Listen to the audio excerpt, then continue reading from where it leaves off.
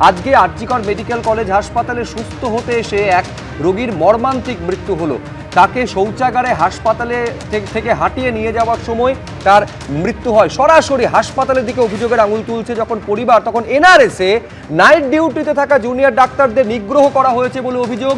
এমনকি নিরাপত্তা রক্ষীকেও পর্যন্ত মারধর করা হয়েছে, যার জন্য জুনিয়র ডাক্তাররা বিক্ষোভ দেখাচ্ছেন। এমার্জেন্সিতে কর্মবিরতি শুরু হয়েছে বলে জানা যাচ্ছে। আমি ঘটনা নিয়ে আরো বিস্তারিত জানবো। সরাসরি সন্দীপ সরকার আমাদের প্রতিনিধি রয়েছেন। সন্দীপ, কি ঘটেছে, কি কারণে এই ইএনটির যারা চিকিৎসকেরা রয়েছেন ইএনটি এমার্জেন্সিতে, তারা সিজবার কর্মবিরতি ডাক দিচ্ছেন?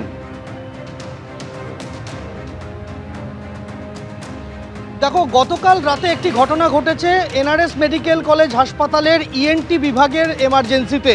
সেখানে নাইট ডিউটিতে যে জুনিয়র চিকিৎসকেরা অর্থাৎ পোস্ট গ্র্যাজুয়েট ট্রেনিরা যারা ডিউটি করছিলেন, তাদের অভিযোগ যে এক শিশুকে নিয়ে তার পরিবারের সদস্যরা আসেন, শিশুটি একটি কয়েন গিলে ফেলেছিল এবং যখন শিশুটিকে আনা হয়, যেহেতু শিশুটি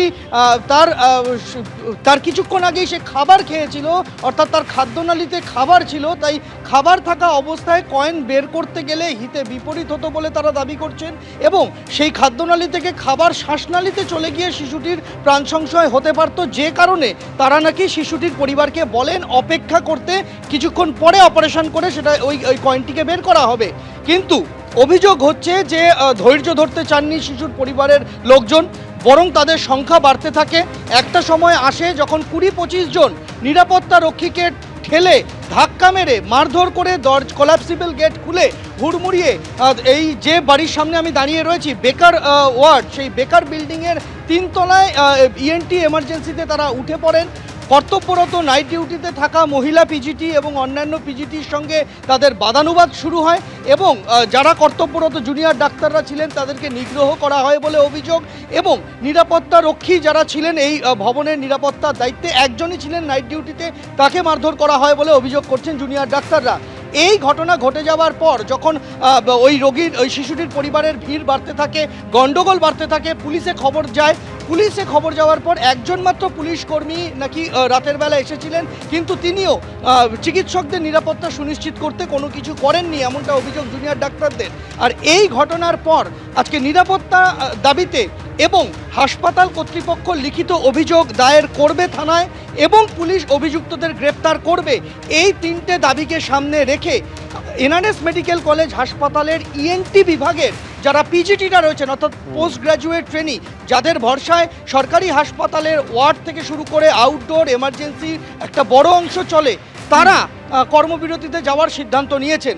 তারা জানিয়ে দিয়েছেন হাসপাতাল কর্তৃপক্ষকে লিখিতভাবে চিঠি দিয়ে যে যতক্ষণ না পর্যন্ত দোষীদের গ্রেপ্তার করা হচ্ছে ততক্ষণ পর্যন্ত ইএনটি এমার্জেন্সিতে কাজ করা থেকে তারা নিজেদেরকে বিরত রাখছেন, তারা কাজ করবেন না। জুনিয়র চিকিৎসকরা তারা কর্মবিরতিতে রয়েছেন এই মুহূর্তে। তোমাকে সন্দীপ ধন্যবাদ। কিন্তু তাদের কি বক্তব্য, অর্থাৎ জুনিয়র চিকিৎসকদের বক্তব্য রাখবো আপনাদের সামনে। पेशेंट पार्टी 20-25 पीपल को लेके आए अपने साथ में, नीचे 15 से 20 लड़के खड़े, वो लोग जो सिक्योरिटी भैया है उनके साथ हाथापाई किए, उनको मारे, उनका कपड़ा फाड़ दिए। ऊपर में 6 से 7 फीमेल पेशेंट अटेंडेंट लोग आई है और वो पेशेंट पार्टी के साथ और वो डॉक्टर के साथ बहुत मिसबिहेव किए, इवन सिस्टर लोग के साथ भी। हम लोग का यही डिसीजन है, जब तक हम लोग को प्रॉपर सिक्योरिटी नहीं मिलेगा, क्योंकि 15-20 पीपल तो कभी भी आ जाएंगे। यहाँ पे तो 15 हम लोग ने पहले भी देख चुका है, हज़ारों जन आ जाते हैं। यहाँ पे तो फिर भी मैं बोलता कंपैरेटिवली कम था, मगर हम लोग के लिए ज़्यादा ही था वो। जब तक हम लोग को इनफ सिक्योरिटी नहीं मिलेगा, हम लोग क्या कर सकते हैं? हम लोग वर्क भी नहीं कर पाएंगे। वो कल हुआ है, आज भी हो सकता है, कल भी हो सकता है, कभी भी हो सकता है। डिमांड यही है कि हम लोग को प्रॉपर सिक्योरिटी चाहिए, पहला चीज़। दूसरा है कि सिक्योरिटी कैमराज नहीं है, जो कि लास्ट कुछ साल पहले आरजीकर में हुआ था कि सिक्योरिटी कैमराज वो सब नहीं थे, कुछ नहीं थे। यहाँ पे वो भी नहीं है। ততক্ষণ অবধি না প্রপার সিকিউরিটির ব্যবস্থা করা হচ্ছে, যেগুলো আমরা বিগত 1 বছর 1.5 বছর ধরে বলে আসছি, যেটি হয়নি। এবং যতক্ষণ অবধি না অ্যারেস্ট হচ্ছে, অ্যারেস্ট অফ দ্য কালপ্রিটস, এবং যতক্ষণ অবধি না সিসিটিভি ক্যামেরা প্রপারলি বসছে ভেতরে, যেগুলো ভেঙে গেছিলো রিনোভেশন করতে গিয়ে ভেঙে গেছে, সেইগুলো যতক্ষণ অবধি না পুরোপুরি হচ্ছে, প্যানিক বাটন যেগুলো কথা দেওয়া ছিল, যেগুলো হয়নি এক ফোঁটাও, তো এবং যেগুলো আপনার সেফটি সিস্টেমগুলো ফিঙ্গারপ্রিন্ট বেসড, যে ডোর লক এবং ওপেন হওয়া, এগুলো যতক্ষণ না হবে ততক্ষণ অবধি আপাতত ইএনটির ইমার্জেন্সি অফ ইএনটি ওয়ার্ড বন্ধ থাকবে। অর্থাৎ চিকিৎসকরা বলছেন হাসপাতালের ইএনটি বিভাগ বন্ধ থাকবে, কিন্তু এমএসভিপি মানবেন্দ্র সরকার হাসপাতাল কর্তৃপক্ষের তরফে কি বলা হয়েছে? জুনিয়র ডাক্তারদের সঙ্গে কথা বলেছি, এফআইআর করা হয়েছে, কাজে ফেরার আশ্বাস দিয়েছে জুনিয়র ডাক্তাররা, যা হয়েছে তা অত্যন্ত খারাপ, এমনটাই বলেছেন এমএসভিপি মানবেন্দ্র সরকার। আমি এই পর্বে আলোচনা শুরু করব বিশ্বনাথ দাকে দিয়ে। বিশ্বনাথ দা, দেখুন চিকিৎসকরাও বলছিলেন যে একেবারে 1 বছর 7 মাস আগের ঘটনা, যখন সিসিটিভি নিয়ে বারবার আন্দোলনকারী চিকিৎসকরা সহ, নার্সরা সহ, কর্মীরা, সাধারণ মানুষ বারবার প্রশ্ন তুলেছিলেন হাসপাতালের নিরাপত্তা নিয়ে। অর্থাৎ যেখানে চিকিৎসকদের নিরাপত্তা নেই, চিকিৎসা যারা করাতে আসছেন রোগীরা তাদের নিরাপত্তা নেই, ছবিটা এতটুকু বদল হলো না? আরজি কর হোক বা এনআরএস। দেখো, মানে মুখ্যমন্ত্রী কিন্তু জুনিয়র ডাক্তারবাবুদের সাথে দিনের পর দিন যখন বৈঠক করেছিলেন, জুনিয়র ডাক্তারবাবুরা একাধিক দাবি সামনে রেখে কিন্তু তার আলোচনা চালিয়েছিল। মুখ্যমন্ত্রী সবগুলো দাবি মেনে নিয়েছিলেন।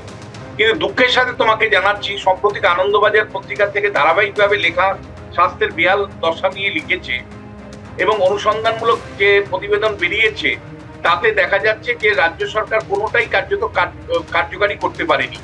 অর্থাৎ যে সিসিটিভি ক্যামেরা, যে নিরাপত্তা বিধান করা, যে সমস্ত মানে ব্যবস্থা থাকার কথা বলা হয়েছিল, কোনো কিছুই রাজ্য সরকার কার্যত মানেনি বা ইমপ্লিমেন্টেশন করেনি।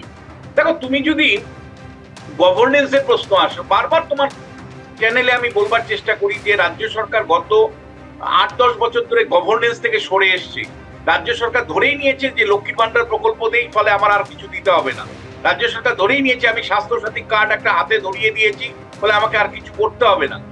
যে মানে তুমি যদি এই মুহূর্তে সমীক্ষার কাজ করছি, জেলায় জেলায় যদি তুমি মহকুমা হাসপাতাল বা ব্লক হাসপাতালগুলোর দিকে তাকাও, প্রত্যেকটা হাসপাতালে শুধু রেফার করে, রেফার লোক, মানে কার্যত নাভিশ্বাস অবস্থা।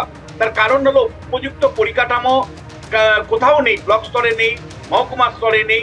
অথচ তুমি বড় বড় নীল সাদা বিল্ডিং তৈরি করে রেখেছো ন্যাশনাল হেলথ মিশন প্রোগ্রামের যে টাকা এসেছিল সেই টাকার বলে। ফলে বহু ক্ষেত্রেই কিন্তু আমি তোমায় বলছি, নার্স নেই, তারপর নিরাপত্তা কর্মী ঠিক মতন নেই, সিসিটিভি নেই। এমনকি যেটা নিয়ে সবচেয়ে বড় হয়েছিল যে যখন কোনো মানে প্রত্যেকটা হাসপাতালে বোর্ড থাকবে যে কয়টা সিট খালি আছে, কয়টা সিট ভর্তি হয়েছে, যাতে রেফার যখন হয় তখন যাতে সুবিধা হয়, এই হাসপাতাল থেকে ওই হাসপাতাল, সেই হাসপাতালে ঘুরতে না হয়। কিন্তু দুর্ভাগ্যের সাথে তোমাকে বলছি, সেগুলো কার্যত প্রপারলি কোনো জায়গাতেই নেই। এই যে নেইটা কেবলমাত্র যখন আন্দোলন হচ্ছে তখন মুখ্যমন্ত্রী আন্দোলনটাকে দমন করবার জন্য সব মেনে নিলেন। কিন্তু তারপরে যে মনিটরিং করা, প্রপার দেখা যে ডাক্তারবাবুদের নিরাপত্তার ইস্যুটা সবচেয়ে গুরুত্বপূর্ণ ইস্যু ছিল, সেটাকে কেন আমরা সুনিশ্চিত করতে পারি না? কলকাতায় এনআরএস এর মতন হাসপাতাল তুমি করতে পারো, তাহলে জেলার হাসপাতাল, মহকুমা হাসপাতাল, ব্লক হাসপাতালগুলো কি দুর্দশা। কিন্তু গভর্নেন্সের প্রশ্নটা আমি দুঃখের সাথে তোমাকে বলি যে আন্দোলনের পরে বিরোধীদের তরফ থেকে যেভাবে তুলে ধরা উচিত ছিল, যেভাবে বলা উচিত ছিল, সংবাদ মাধ্যম যেটা করছে সেটা কিন্তু বিরোধী রাজনৈতিক দলও করে না। মানে আমাদের সমস্যা হলো আমাদের শাসক গভর্নেন্স থেকে টাকা দিয়ে নিজের দায়টা মুক্তি হতে চায়, আর অন্যদিকে বিরোধী রাজনৈতিক দলের তরফ থেকেও লাগাতার যে ইস্যুগুলোকে তুলে ধরে মানুষের সামনে নিয়ে যাওয়া, সেইটাও কিন্তু তারা করেন না। বেশিরভাগ ক্ষেত্রে হিন্দু মুসলমানের রাজনীতি। আমি শুধু এখানে একেবারে বিশ্বনাথ যেটা বলছেন, একটা বিষয় হচ্ছে চিকিৎসকদের বক্তব্য দর্শকদের সামনে রাখলাম, তারা বলছেন আমরা যদি নিজেরা সুরক্ষিত না হয় আমরা পরিষেবাটা দেব কিভাবে? এবিপি আনন্দ, এগিয়ে থাকে, এগিয়ে রাখে।